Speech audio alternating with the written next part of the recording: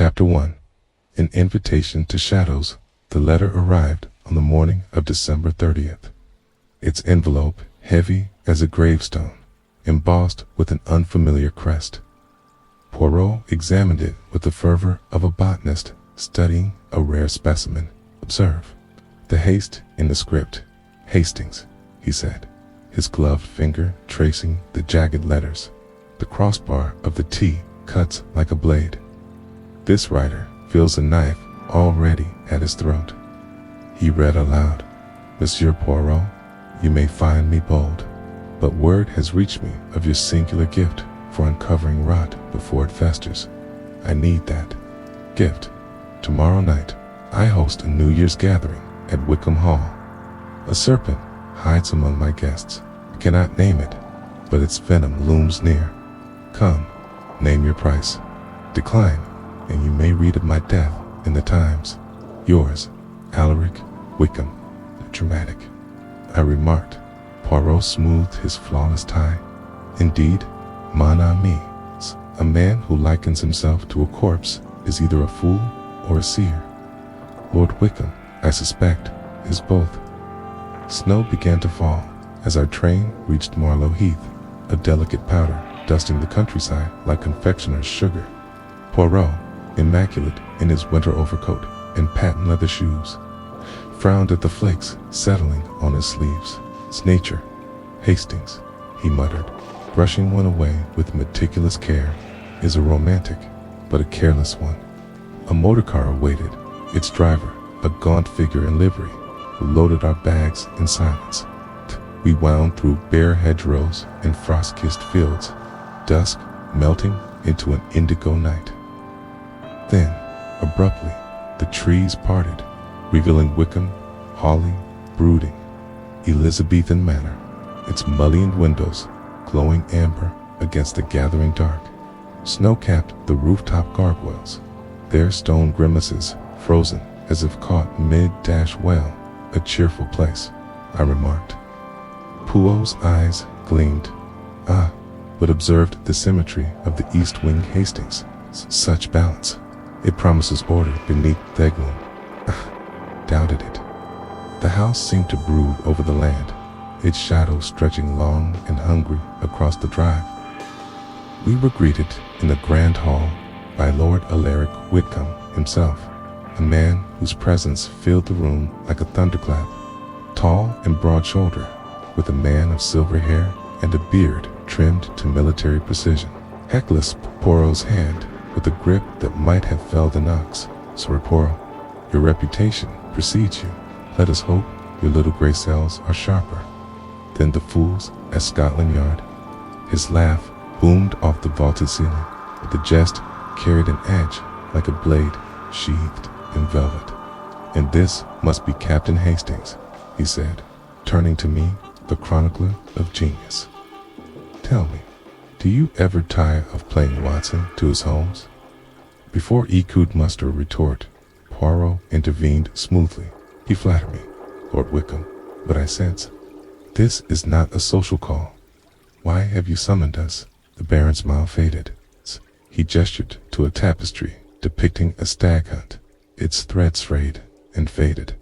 "Because, monsieur, there are wolves at my door, and one of them," he said, lowering his voice, "intends to make a kill tonight." The party assembled for dinner was a study in contrasts.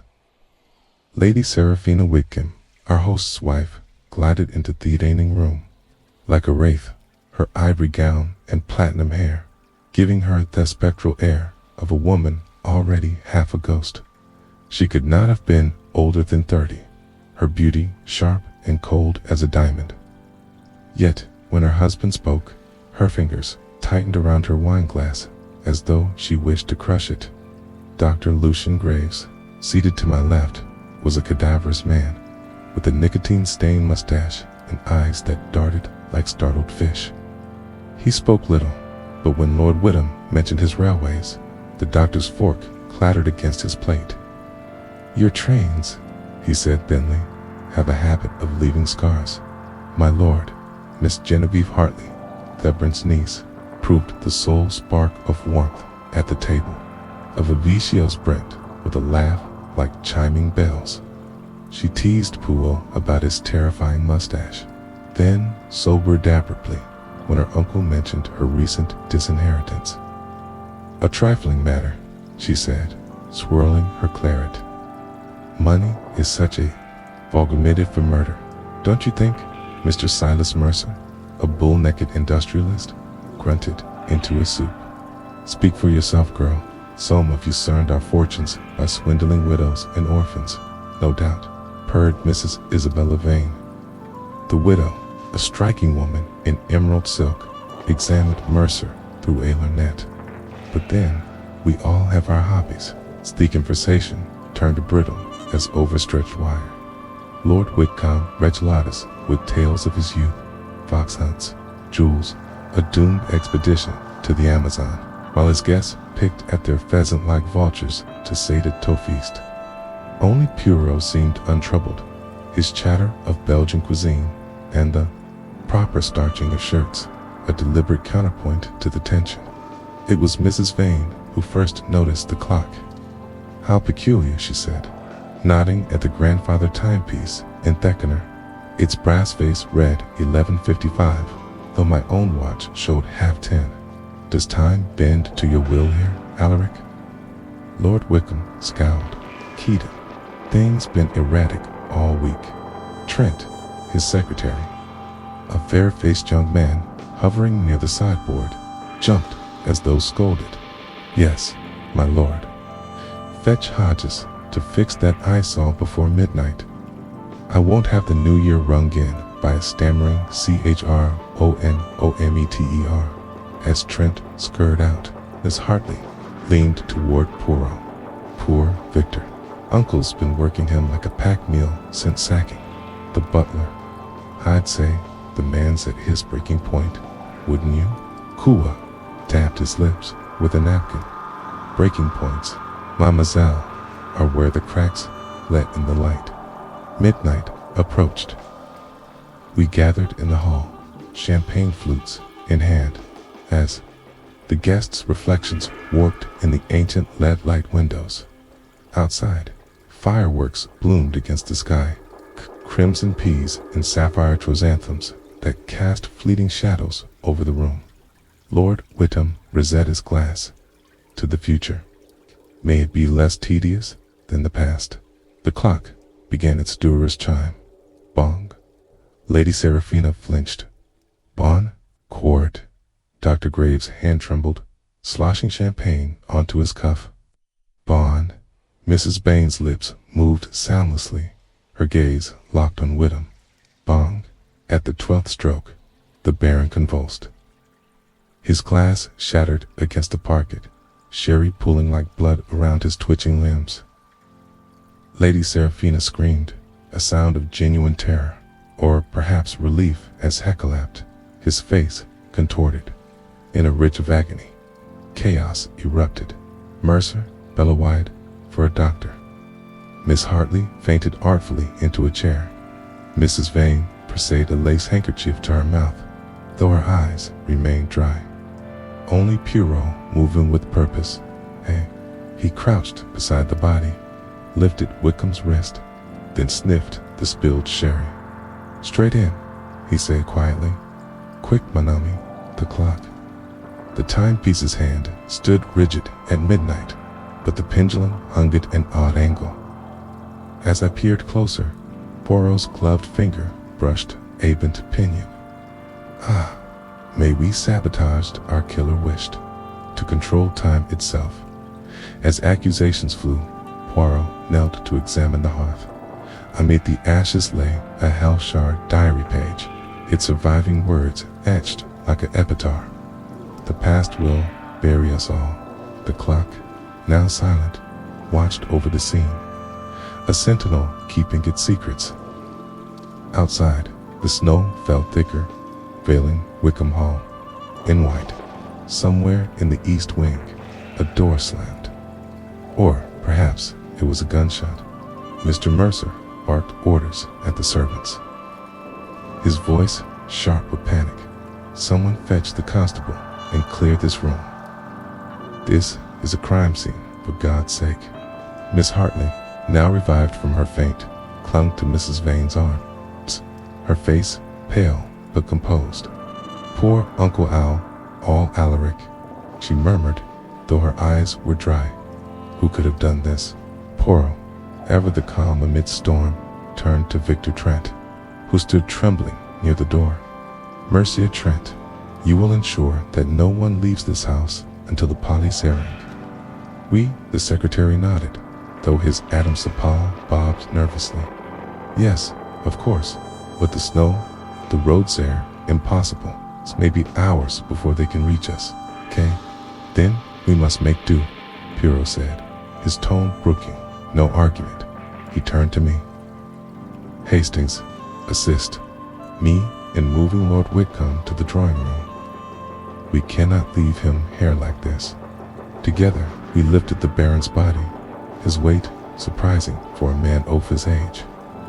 Lady Seraphina averted her eyes as we carried him past her face, a mask of icy composure. The drawing room, with its heavy velvet drapes and somber portraits, seemed a fitting temporary resting place. We laid him on a chaise-longue, covering him with a blanket procured by a trembling maid. "Poor Deville," I muttered, adjusting the blanket to cover his contorted face. "Toady, like this, on what should have been a night of celebration." Poirot's eyes gleamed in the dim light. "Celebration, Hastings, is often the mask tragedy wears. But we will lunk over the truth, mon ami, a fait, you may be certain, by the time the household had settled, or as much as it could under the circumstances." It was nearly 2 o'clock in the morning. The guests retired to their rooms, though I doubted any of them slept. Poirot and I were shown to adjoining chambers on the second floor, our luggage having been brought up by a harried footman as I unpacked my night clothes. Poirot appeared in the doorway, his expression pensive. "Hastings, lock your door tonight." I blinked. "You think the killer would strike again?" "I think," he said slowly, "that a viper, once unleashed, does not easily return to its basket until we know who we are dealing with. Caution is our ally." With that, he retreated to his room, leaving me to ponder his words. I locked the door as instructed, though the act felt absurdly theatrical. Still, as I lay in the unfamiliar bed, the creaks and groans of the old house seemed to take on a sinister quality.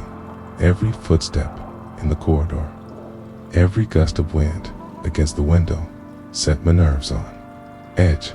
Sleep, when it came, was fitful and haunted by dreams of stout clocks and shattered glass. Chapter 2.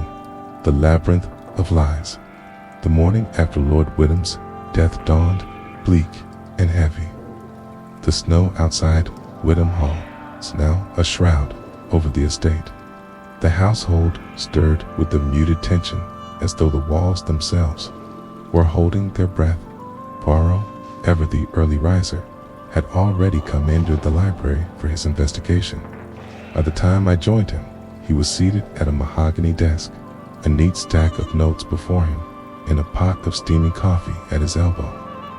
"Oh, Hastings," he greeted me, his eyes twinkling despite the grim circumstances. "Come, sit. We have much to discuss in the little gray cells. They demand stimulation." I poured myself a cup of coffee and took a seat opposite him. "Where do we begin?" "With the guests, mon ami," Poirot said, tapping his temple. "Each one is a thread in this tapestry of deceit. We must pungently lest the whole unravel before we see the pattern." Our first interviewee was Lady Seraphina Whitcomb. She entered the library with the grace of a swan, though her pallor betrayed a sleepless night. She wore a black dressing gown that swallowed her slender frame, and her platinum hair was swept into a loose shand. "Lady Whitcomb," Poirot began, rising to offer her a chair. "Thank you for speaking with us. This must be a terrible ordeal for you." She nodded, her hands clasped tightly in her lap. Kiddies. All Alaric was a difficult man, but he did not deserve this. Difficult in what way? I asked. She hesitated, her gaze flicking to the fire, crackling in the hearth. Our marriage was not a love match. I was Sayang, and he was well. He was all Alaric. He offered security, and I accepted. But in recent months, he had grown distant. He spoke of divorce, of cutting Mount of his will. Poirot leaned forward, his expression one of polite interest. And how did you feel about this, madame? Her lips tightened, relieved, if I am honest, that I did not kill him. Hay no need of his money. My family's fortune is my own. Pooh nodded, thoughtfully. Thank you, Lady Whittam. You have been most helpful. As she left, I turned to Poirot. Do you believe her? He sipped his coffee. She's hiding something, but whether it is guilt or merely pride, I cannot yet say.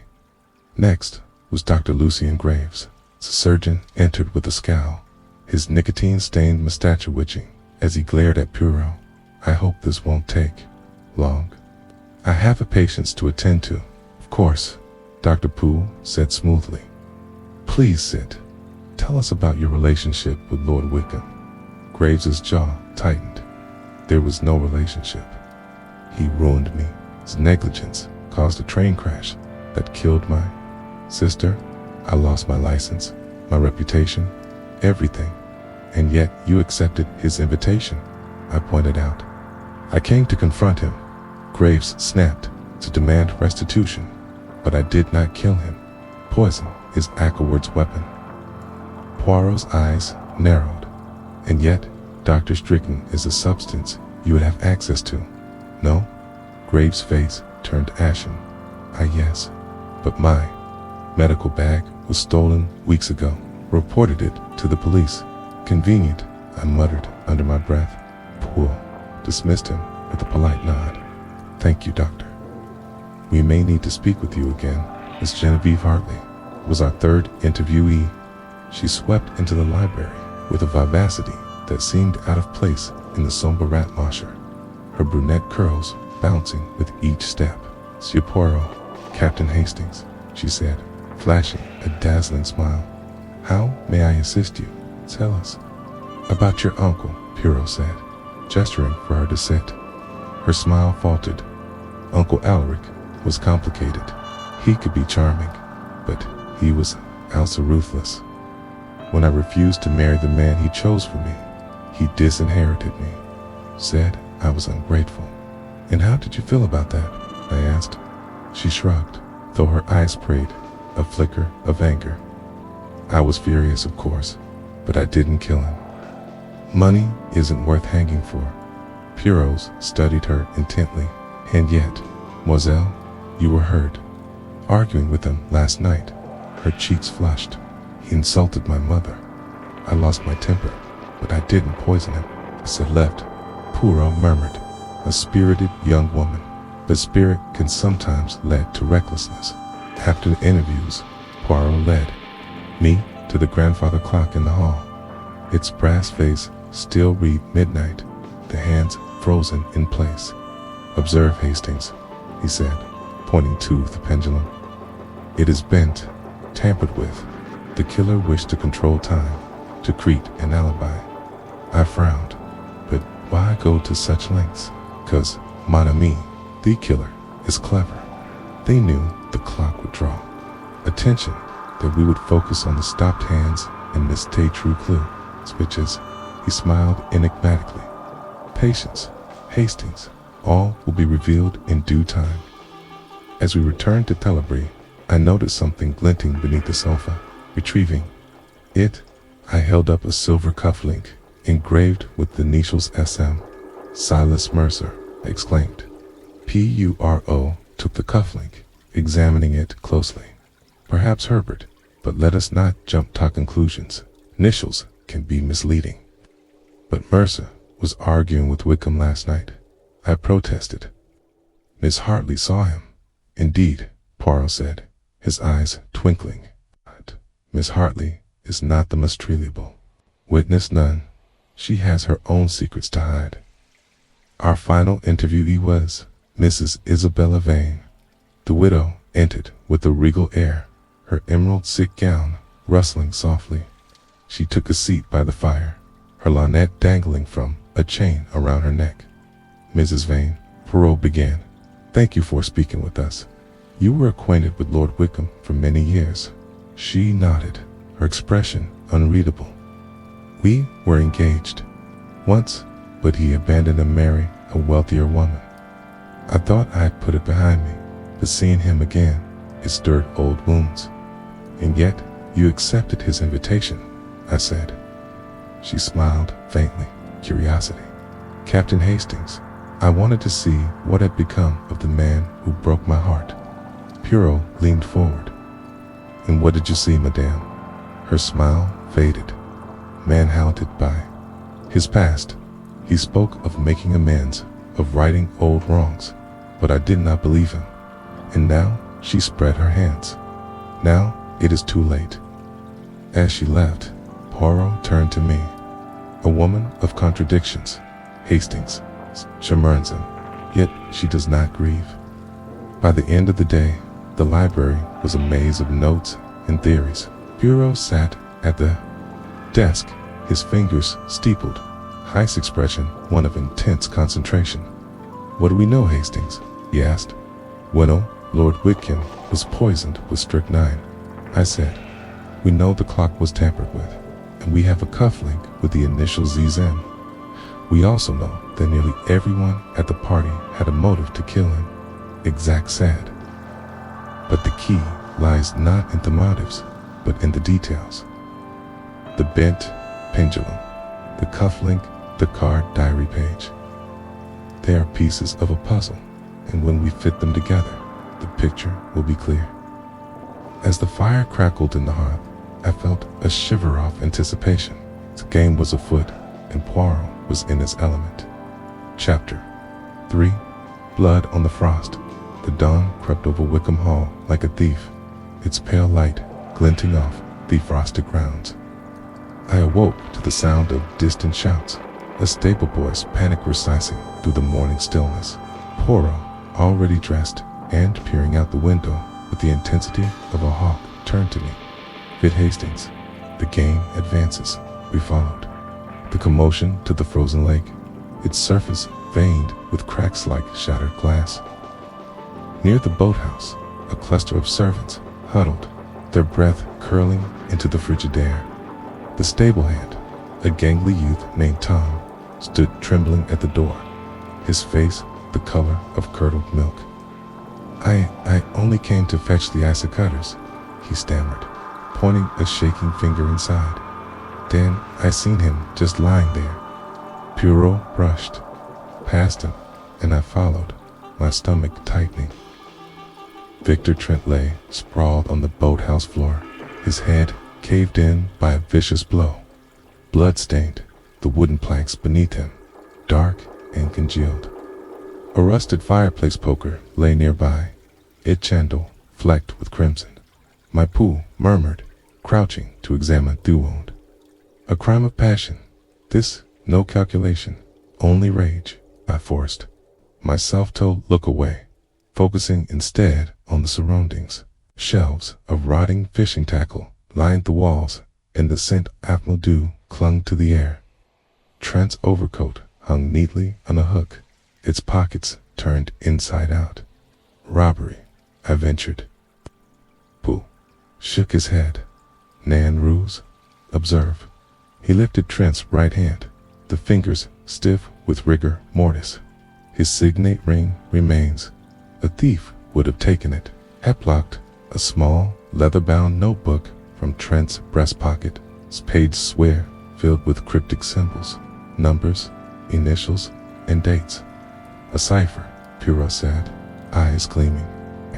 How provocative.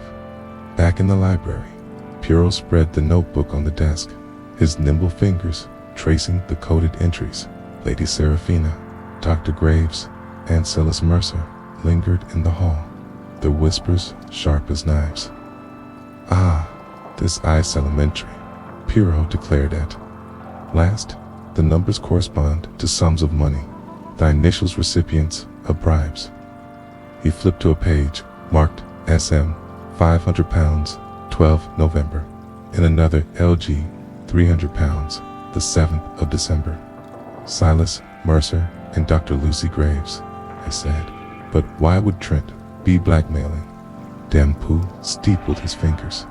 Consider Mercer's railway contracts and Graves's need to rebuild his career. Trent, as Wickham's secretary, knew their secrets and profited from their silence. But Trent's dead now, I said. The killer could be Mercer or Graves covering their tracks. Or another, Poirot said, who wished to Toby Trent's knowledge forever. In Trent's waistcoat, we found an iron key, small and unremarkable. Poirot held the iron key aloft, its teeth catching the cold blue gleam of dawn. A puzzle, Hastings, small, unremarkable, yet most consequential. I suspect we picked our way across the frost-ringed gravel, our breath hanging in ghostly plumes. The cunt. The state sprawled in muted tones, pale lavender sky bleeding into skeletal trees, the lake a sheet of smoked glass.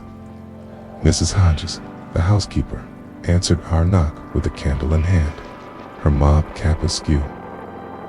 At this hour, the sun's not yet proper up. Poirot profited the key. Pardon, maiden, have you seen this? She squinted, her face a relief map of wrinkles. Not likely. His lordship kept the study locked tighter than a vicar's cellar. Mr. Trent had the only key, skepting the master. And where might Trent have used it? Tie pressed, she shrugged.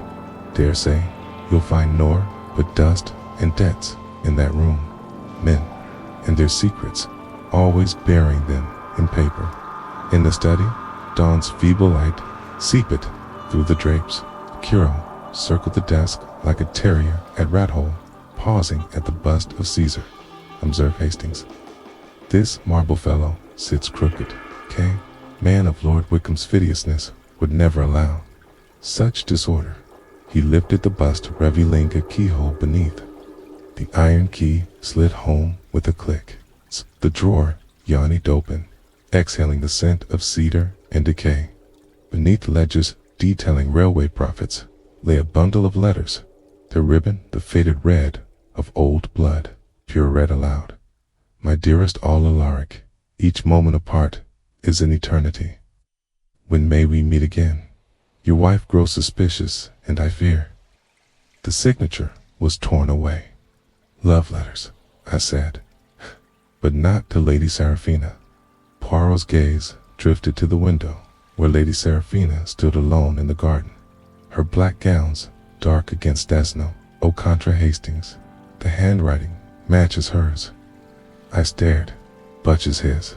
Wife, why write clandestine notes? Because, Poirot said softly, they were not meant for Lord Witham. We reconvened in the drawing room. The guests arrayed like actors awaiting their cue. Lady Seraphina clutched a handkerchief, her composure fraying. Dr. Graves' Ryer of Brandy and Mercer paced like a caged bear. 2 murders, Poirot announced, but 1 killer. No, Lord Witham's death was calculated. Strychnine, a sabotaged clock, a trend, was impulsive, brutal, yet they are connected by fear. Miss Hartley leaned forward, her voice trembling. Fear of Hut, of secrets unearthed. Poirot held up the ledger. Mr. Mercer, you paid Trent £500 in November. For what? To hide your bid rigging. On the Northern Railway. Mercer's jowls quivered. Lies. That sniveling worm extorted me. And you, Dr. Graves, Poirot continued, paid £300 to conceal your sister's death certificate. A flawed brake design. Weak one your employer. He nodded at Mercer. A Prevetto cut costs. Graves lunged at Mercer, fists raised. You knew the brakes would fail. Poirot stepped between them. This quarreling aids only the killer. Later, I found Poirot in the conservatory, studying a withered rosebush. The letters, Hastings, they are the key. Lady Seraphina's lover is among us, but who? He plucked a dead bloom, crumbling it in his palm. Who stands to gain from Whittam's death? Not money, but freedom. And who has the skill to manipulate time and hearts? Shadow fell across the threshold. Dr. Graves, his face haggarded. I need to speak with you alone. He led us to the lake. The ice groaned underfoot. Trent didn't just blackmail me, he said, halting at the boathouse. He knew about the affair. Serafino and I be we. God help me. Pugh's eyes narrowed. You loved her. She loved Wickham's fortune. Graves spat. But Trent threatened to expose us unless she paid. Last night she begged me to silence him. And did you? I demanded, before a heckled answer. A scream pierced the air. We turned to see Mrs. Vane, pointing at Lake's edge, where Miss Hartley stood, a bloody ice axe in her hand, staring at the body of Silas Mercer. Miss Hartley stood frozen at the lake's edge, the ice axe slipping from her grip. It clattered against the frozen shore, its blade glinting crimson in the pallid dawn light. At her feet lay Silas Mercer, his face a mask of shock, his throat split open. Like a grotesque second mouth, Pooh surged forward, pulling her back from the grisly scene. Mademoiselle, do not touch anything. She stared at her hands, trembling. I didn't. I found him like this. Mrs. Vane's scream had drawn theaters. Lady Seraphina hovered at the garden's edge, her hands pressed to her mouth, while Dr. Graves shouldered past, medical bag in tow. He knelt beside Mercer, though one glance confirmed the futility. Dead, carotid artery severed, quick but messy. Pooh turned to Miss Hartley. What brought you here, mademoiselle? The hour is ungodly for a stroll. I couldn't sleep, she whispered. I heard footsteps outside my window. I thought it might be the killer. And so, you armed yourself with an ice axe? I asked, dubious. She flushed, was leaning against their greenhouse. I took it for protection. Convenient, muttered Mercer's valet, a wiry man named Briggs. Found him with the murder weapon, didn't you? Poirot sliced him with a look. We will adjourn to the house. Hastings, fetch Constable Hardy from the village. The snow has eased. He may yet navigate the roads. The household gathered in stunned silence. Miss Hartley sat by the fire, a blanket draped over her shoulders, her teacup rattling in its saucer. Pooh paced before the hearth, the ice axe now wrapped in a linen cloth. Mr. was skilled with a single savage strike, he declared. The blade entered here, it thrust a line beneath his jaw, suggesting the killer stood behind him, perhaps in conversation. There are no defensive wounds. He trusted his assailant. Lady Seraphina shuddered. But why kill him? He had nothing to do with Alaric's death, did he not? Pooh produced a ledger. Mercer paid Trent £500 to conceal his bid rigging on the Northern Railway, a scheme that would have ruined Wickham's reputation. With both men dead, the truth dies with them. Dr. Graves snorted. Or the killer seeks to frame me. That strychnine in my bag planted. I tell you, Mrs. Vane's lorgnette glinted as she studied Miss Hartley. What of you, my dear? You inherit nothing, yet you linger like a bad penny. Why, Miss Hartley shot to her feet, the blanket falling. How dare you? I love my uncle, even if he disinherited you, Mrs. Vane finished. Or was it you he disowned? They reconvened in the drawing room. The guests arrayed like actors, awaiting their cue. Lady Seraphina clutched a handkerchief, her composure frank. Dr. Graves' wryer of brandy, and Mercer paced like a caged bear. Cute the murders, Poirot announced, but one killer. No, Lord Wyndham's death was calculated. Strychnine, a sabotage clock. Trent was impulsive, brutal, yet are connected by fear. Miss Hartley leaned forward, her voice trembling. Fear of what? Of secrets unearthed. Poirot held up the ledger. Miss Mercer, you paid Trent £500 in November. For what? To hide your bid rigging on the Northern Railway. Mercer's jowls quivered. Lies. That sniveling worm extorted me. And you, Dr. Graves, Pooh continued. Paid £300 to conceal your sister's death certificate. A flawed break design, won't your employer? He nodded at Mercer. Approved to cut costs. Graves lunged at Mercer, fists raised. You knew the brakes would fail. Upwill, step between them. Say, this quarreling aids only the killer. Slider I found pointing the conservatory studying. A withered rose bush. The letters, Hastings. They air the key. Lady Seraphina's lover is among us. Who? He plucked a dead bloom, crumbling it in his palm. Quis stands to gain from Wyndham's death, not money, but freedom. And who has the skill to manipulate time and hearts? A shadow fell across the threshold. Dr. Graves, his face haggard. I need to speak with you alone. She led us to the lake. The ice groaned underfoot. Trent didn't just blackmail me. He said, halting at the boathouse. He knew about the affair. Seraphina and I, God, help me. Poole's eyes narrowed. You loved her, and she loved Whitcomb's fortune. Graves span, but Trent threatened to expose us unless she paid. Last night, she begged me to silence him. And did you? I demanded. Before he could answer, a scream pierced the air. We turned to see Mrs. Vane pointing at the lake's edge where Miss Hartley stood, a bloody ice axe in her hand, staring at the body of Silas Mercer. Miss Hartley stood frozen at the lake's edge, the ice axe slipping from her grip. It clattered against the frozen shore, its blade glinting crimson in the pallidon light. At her feet lay Silas Mercer, his face a mask of shock, his throat split open like a grotesque second mouth. Pooh surged forward, pulling her back from the grisly scene. Mademoiselle, do not touch anything. Gestured at her hands, trembling. Didn't I found him like this? Mrs. Vane's scream had drawn the others.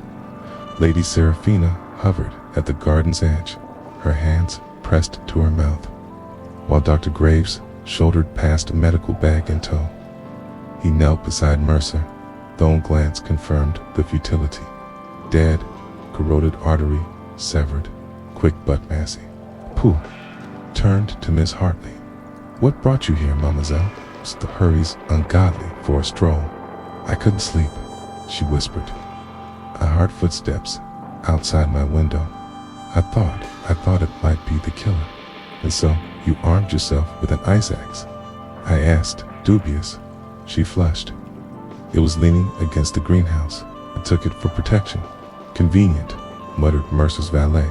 A wiry man named Briggs. Found him with the murder weapon, didn't you? Poirot silenced him with a look. We will adjourn to the house. Hastings, fetch Constable Hardy from the village. The snow has eased. He may yet navigate Bardez. The household gathered in stunned silence. Miss Hartley sat by the fire, a blanket draped over her shoulders, her teacup rattling in its saucer. Poole paced before the hearth, these axe now wrapped in a linen cloth. Missa was killed with a single savage strike, he declared. The blade entered here.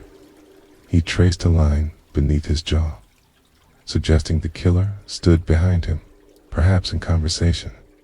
There are no defensive wounds. He trusted his assailant. Lady Seraphina shuddered. But why kill him? He had nothing to do with Alaric's death, did he not? Poirot produced Trent's ledger. Mercer paid Trent £500 to conceal his bid rigging on the Northern Railway, scheme that would have ruined Whitcomb's reputation. With both men dead, the truth dies with them. Dr. Graves snorted. Or the killer seeks to frame me. The strychnine. In my bag planted, I tell you. Mrs. Vane's lorgnette glinted as she studied Miss Hartley. And what of you, my dear? You inherent thing? Yet you linger like a bad penny. Why? Miss Hartley shot to her feet, the blanket falling. How dare you? I love my uncle, even if he disinherited you, Mrs. Vane finished. Or was it you he disowned? Poirot clapped his hands. Sire, we will not try the case with hysterics. Hastings, the letters. I handed him the bundle from Whitcomb's desk. He untied the ribbon, revealing a stack of telegrams. These were hidden with the love letters. Key detailed Mercer's bribes to delay the inquest into Dr. Graves's sister's death. Acovera. No. Graves lunged at the dead man's corpse. You bastard. You knew thigh brakes were faulty. You let her die. Poirot barred his path. Control yourself, Doctor. Vigilante justice aids no one. Later, as Constable Hardy took statements, Poirot examined the eye sacks, served Hastings. The blood is fresh, but the rust here, he pointed to the handle, suggests it was taken from the greenhouse. Days ago. Premeditation. Then Miss Hartley's story about grabbing it this morning is a lie. Or the killer wishes us to think so. Hay peeled back the linen, revealing a smudge of lavender oil on the handle. The same scent worn by two women in this house.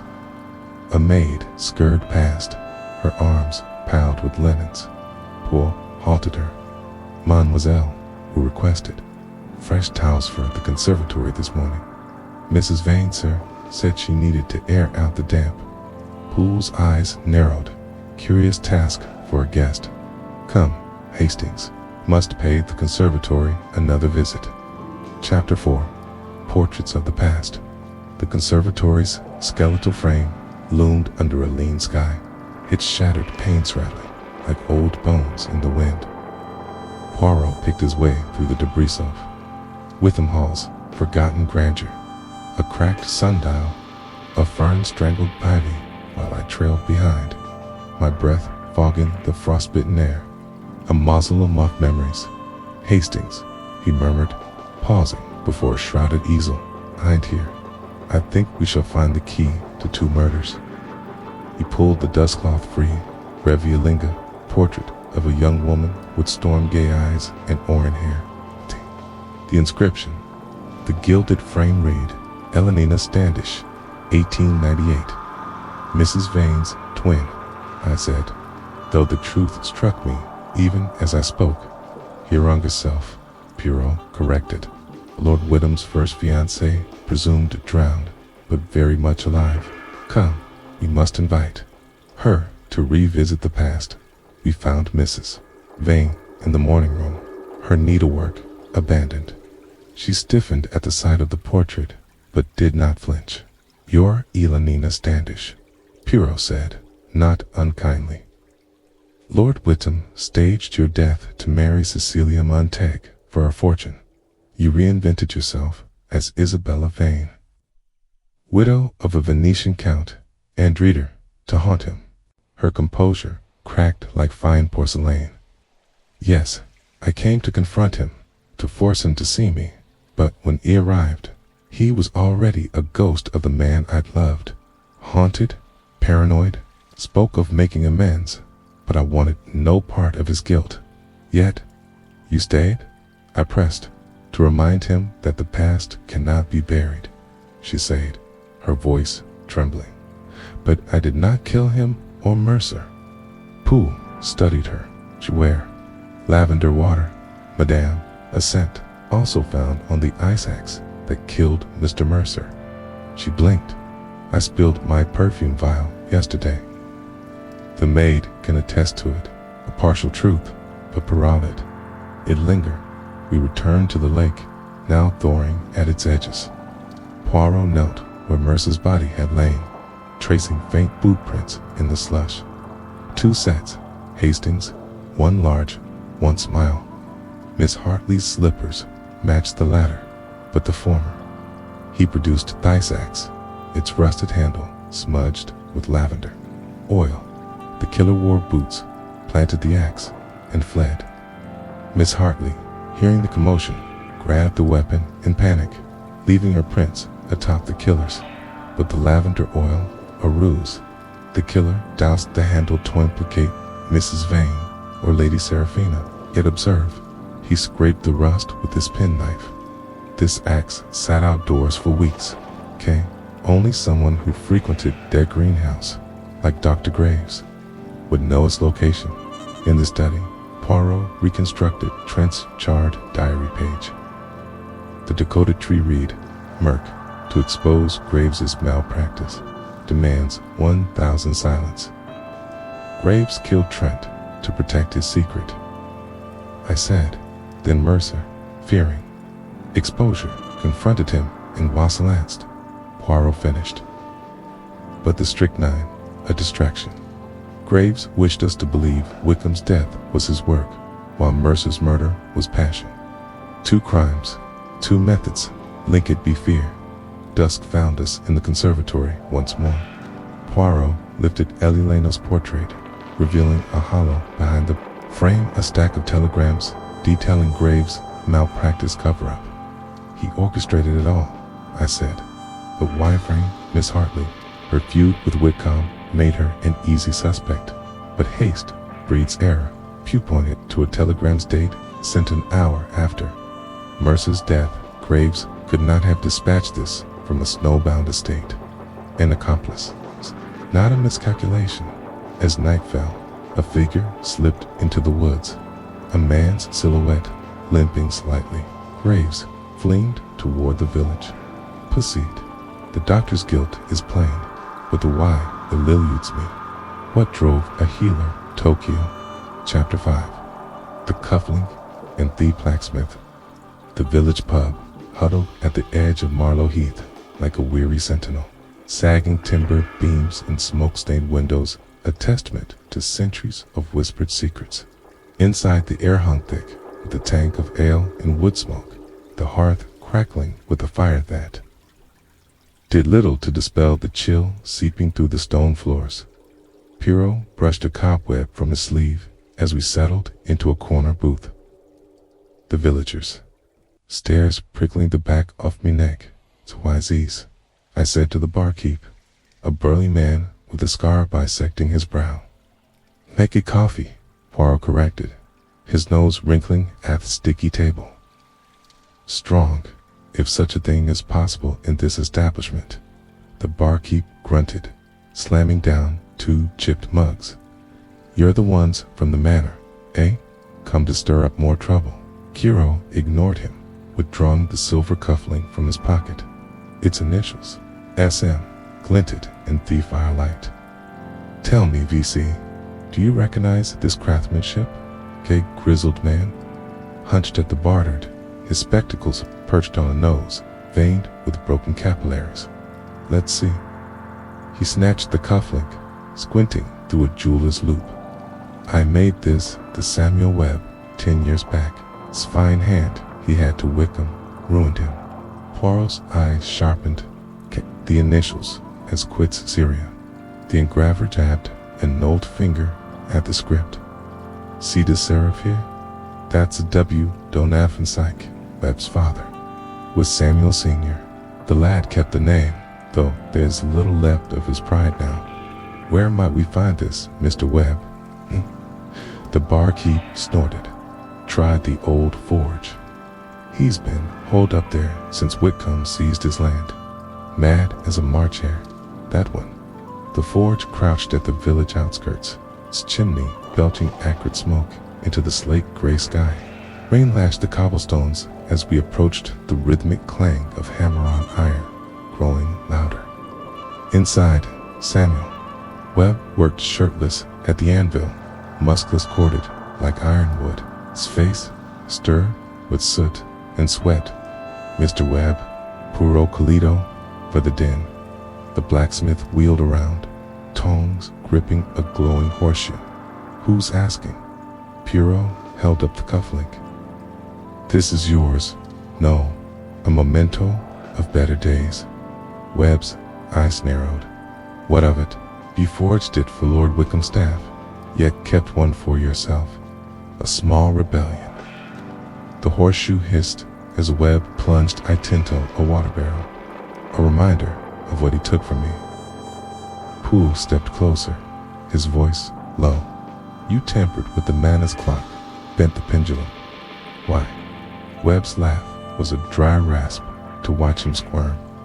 "Every chime a little torment, but I didn't kill him. Death's too kind for the likes of him, and the cufflink stolen from our workshop weeks ago. Reckon the real killer wanted to point you my way." A gust of wind rattled the forge's shutters. Webb's gaze drifted to a rusted portrait in the wall. A younger, prouder man standing beside a forge, now reduced to torable. "He took my livelihood, my name, bequeathed clock to break him, but murder." He spat into the coals, live Senatino without, adding that night had fallen by the time we returned to Wickham Hall, the Manor's silhouette a jagged wound against the storm. As we shook the rain from our coats, a frantic knock echoed through the grand hall. Mrs. Hodges, the housekeeper, burst in, her face ashen. "It's come again, that devil bird." On the doorstep lay a raven, its feathers slick with rain, a scrap of parchment tied to its leg. Poirot untied it, his lips thinning as he read, 3 down. "Who's next?" Lady Seraphina drifted down the stairs, her pallor ghostly in the lamplight. "What does it mean?" "It means," Poirot said quietly, "our killer is not yet finished." In thesty, Poirot spread the note beside the cufflink and a sketch of the sabotaged pendulum. Webb's confession explains deck luck, but not the poison. And this, he tapped the raven's message, suggests a mind fond of theatrics. Could Webb have an accomplice? I ventured. None. His hatred is solitary like his forge, but the cufflink thief knew his history and ours. Rain drummeth windows, each drop a metronome, counting down to the next tragedy. Chapter 6. The forgotten heir at the solicitor's office in Lincoln's Inn was a vestige of a bygone age, its oak-paneled walls heavy with the scent of aged parchment and beeswax. Poirot and I had taken the early train to London, and as we entered, dust motes danced in the pale afternoon light filtering through grimy windows. Her grandfather clock stood sentinel in the corner, its pendulum cutting the silence with a steady tick-tock. I shifted in a prickly horsehair chair, a far cry from the plush comforts of Wickham Hall. Mr. Reginald Thorne, the solicitor, adjusted his pince-nez with ink-stained fingers, his voice quivering as if burdened by the law itself. "You understand, Monsieur Poirot? This is highly irregular. Lord Wickham's will was sealed upon his death. To break its confidentiality now." Poirot leaned forward, his cane striking the floor with a sharp crack that made Thorne flinch. "A man lies poisoned, another strangled, monsieur. The truth is entombed in those papers. You will unseal them, or I shall call Scotland Yard to do it." Thorne paled but complied, slicing the dossier's frayed ribbon with a bone-handled letter. Opener. The document crackled as he unfolded it, its script a labyrinth of elegant loops. "To my niece, Genevieve Hartley, I'll leave £500, he read, his voice unsteady. "To Dr. Lucien Graves, my gold pocket watch. To Silas Mercer." He paused, squinting, a peculiar clause. "The entirety of my estate, including Wickham Hall, passes to E.W., my first and only true heir." I leaned forward, the chair creaking. "E.W., but Lady Seraphina is his wife." "Eleanor Wickham," Poirot interjected, his eyes glinting. The woman he claimed drowned 25 years ago, in truth, became Mrs. Isabella Vane. Thorne blinked owlishly behind his spectacles. I was unaware of such a beneficiary. The will was amended 6 months before Lord Wickham's death, but the initials were never clarified. Poirot rose, his movements precise as clockwork. A ruse, Hastings. This will is no testament, is a provocation. Lord Wickham knew his. Killer sought not wealth, but vengeance. By naming Eleanor, he forced her hand, drawing her into the open. In the dim glow of the office's green-shaded lamp, Poirot spread the charred remnants of Lord Wickham's diary across the desk. Fragments salvaged from the hearth were a scorched puzzle. "Observe," he said, aligning to brittle edges. The faint script hissed with accusation. Graves approved the faulty breaks, covered the report. My silence bought. I stiffened, the words striking like a blow. Dr. Graves knew the trains were unsafe, but his sister died in that crash. Tarrow's gaze sharpened. Lord Wickham bribed Graves to conceal his negligence, the cause of his sister's death. The doctor's guilt festered until vengeance became his only solace. Thorne dabbed his brow, the clocks ticking, swelling in the silence. But why keep such a damning record? "To torment," Poirot replied. Calm, collected. Secrets as others collect art. This diary was his gallery and his downfall. As dusk fell, Poirot stood at the window, the fog weaving a shroud around the spires of the Inns of Court. I watched him, the weight of revelation heavy in the dusty air. "It is, as I said, mon ami," he murmured, his reflection faint in the glass.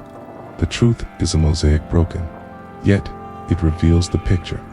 I frowned at the diary fragments. But how do the will and diary connect? If Graves sought justice for his sister, why kill Trent? "Trent uncovered the cover-up," Poirot said, turning to me. "He blackmailed Graves, forcing his hand. And Eleanor Mrs. Vane, her return threatened to expose Wickham's original sin, faking her death to marry Cecilia Montague. 2 crimes. Hastings, born of one man's greed." The clock's ticking grew louder, a drum roll for the final act. As we left the solicitor's office, the fog clung to the streets like a mourner's veil. Poirot paused beneath the gas lamp, its glow carving shadows into his face. "You're troubled, Hastings." "It's the cruelty," I said. Wickham manipulated everyone: Graves, Mrs. Vane, even his niece. What kind of man orchestrates his own destruction? Poirot's cane tapped the cobblestones. It's a man who believes himself untouchable. But pride, mon ami, is the anvil upon which all hubris is shattered. Chapter 7. The Unmasking. The storm outside Wickham Hall raged, its fury rattling the ancient timbers. Rain lashed the windows like accusing fingers, the wind howling through the chimneys, eerie chorus to the tension thickening the dining room. The guests, now prisoners in this decaying manor, sat in uneasy silence as the restored grandfather clock struck the hour. Poirot stood at the head of the long table, his hands clasped, his small frame radiating quiet authority. His sharp green eyes swept the room, lingering briefly on each face, peeling back their secrets. I sat beside him, nerves taut with anticipation. I knew this moment, the slow, deliberate prelude to Poirot's final strike. He took a measured breath. "Amos, the time has come for truth." A murmur rippled through the room. Sartley's fingers tightened on her lace handkerchief, while Lady Seraphina, pale as the storm-racked sky, stared at the trembling candlelight. Mrs. Vane, ever composed, sat with hands folded, her expression unreadable. "3 men have died," Poirot continued, his voice steady. Lord Wickham, felled by a precise dose of strychnine. Victor Trent, bludgeoned with an ice axe in the boathouse. Silas Mercer, his throat slit by the frozen lake. Lady Seraphina flinched, though she remained silent. There has been much misdirection, Poirot said, his tone sharpening. The facts do not lie. Let us examine them one final time. He paced toward the hearth, hands behind his back. Lord Wickham's poisoning was no impulse. It was methodical, precise, requiring knowledge of chemistry and physiology. Eyes locked onto Dr. Graves, who met his gaze without flinching.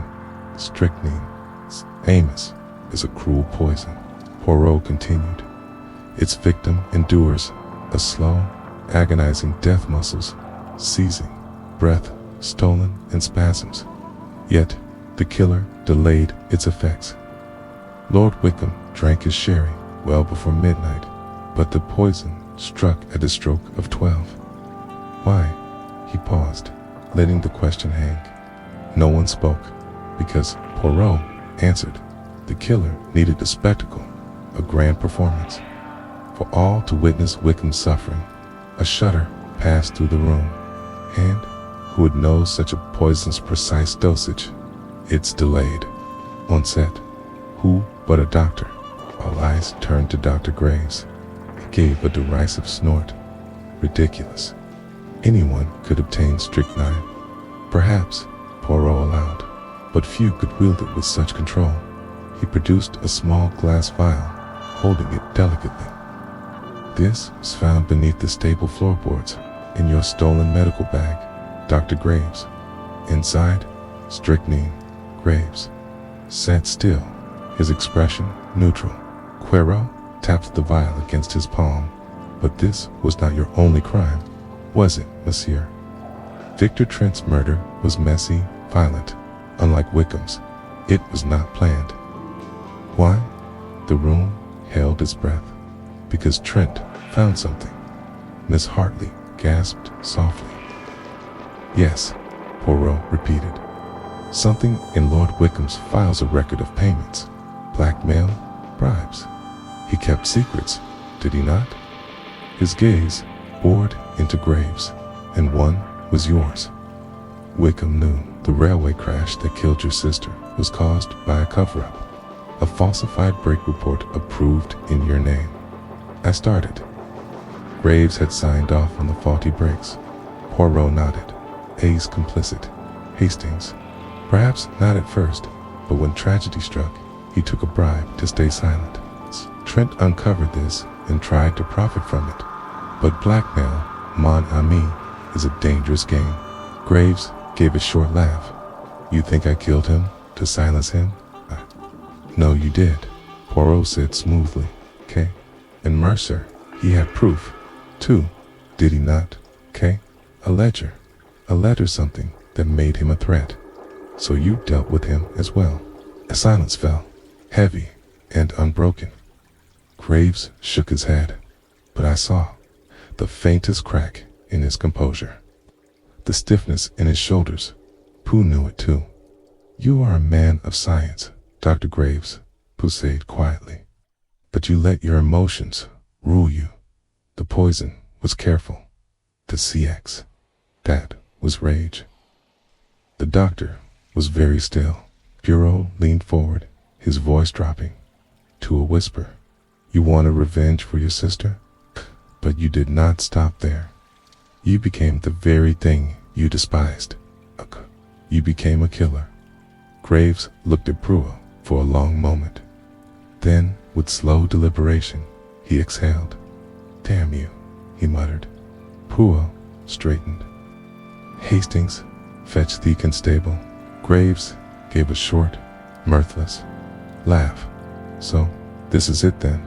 Helen back in his chair. And what now, Poirot? Justice, Poirot met his gaze flinchingly. Justice, MSC, is not always found in a courtroom, but it will find unanimous. A crash of thunder echoed through the manor as Graves was led away. Poirot dusted his hands, adjusting his cuffs. And so, Hastings, we have Arn's War.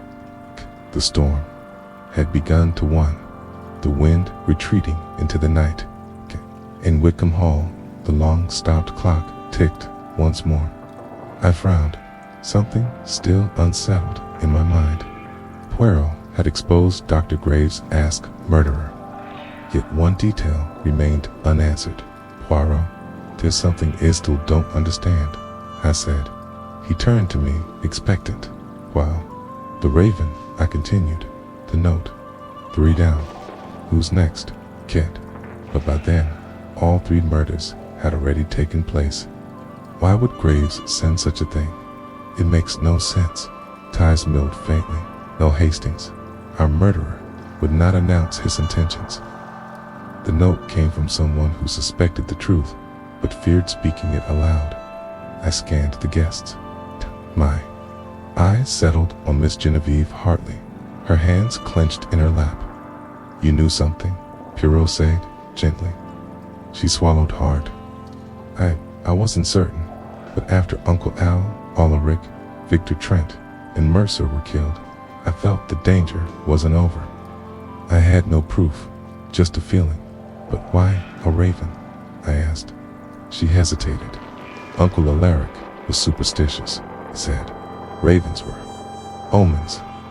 I thought if I sent a message that seemed like a warning, the killer might slip. Pooh nodded. And indeed, Dr. Graves did. He panicked, moved too quickly. But by then, Mercer's already dead, as Hartley gasped. I never meant you are not to blame, Mademoiselle. Pooh reassured her. You sensed danger before it struck. Silence stretched across the room, the storm outside, fading. I exhaled. Statia, and the raven itself. Just a coincidence. Poirot smiled. Coincidence is a rare Hastings, but the true warning came from Miss Hartley herself. The guilty mind fears shadows when none exist. Poirot adjusted his cuffs, and so, Hastings, justice is served.